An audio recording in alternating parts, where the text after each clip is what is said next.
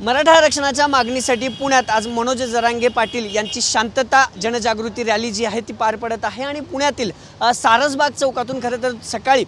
या रॅलीला सुरुवात होणार आहे आणि त्यानंतर जंगली महाराज रस्त्यावरून प्रवास करत ही रॅली जी आहे ती पुण्यातील याच डेक्कन परिसरात येणार आहे आणि डेक्कन परिसरात खंडोजी बाबा चौकात मनोज जरांगे पाटील यांच्या सभेची आता जय्यत तयारी जी आहे ती सुरू झालेली आहे। जो सांगता होणार आहे जनजागृती रॅलीचा आणि शांतता रॅलीचा तो याच डेक्कन परिसरात असणाऱ्या छत्रपती संभाजी महाराजांच्या पुतळ्याला अभिवादन जरांगे पाटील करतील आणि जी रॅली आहे जनजागृती रॅली त्या रॅलीचं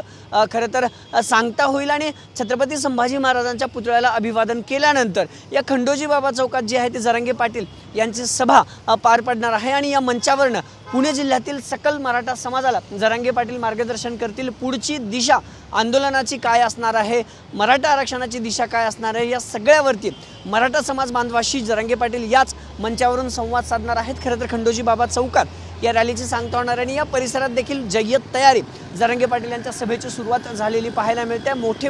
बॅनर्स जे आहेत, होर्डिंग जे आहेत ते या सगळ्या परिसरात लावण्यात आलेले आहेत। भगवे झेंडे या सगळ्या परिसरात मोठ्या प्रमाणात लावण्यात आलेले आहेत आणि छत्रपती संभाजी महाराजांच्या पुतळ्याला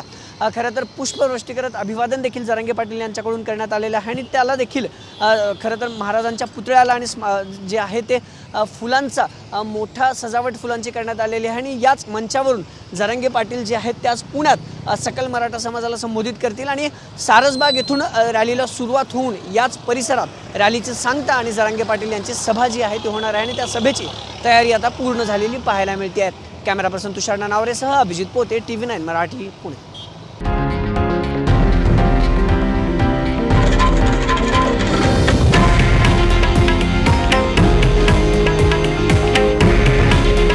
हे आहे देशातील नंबर 1 न्यूज नेटवर्क आणि आपण पाहत आहात TV9 मराठी। काळजी तुमची, हित महाराष्ट्राचं।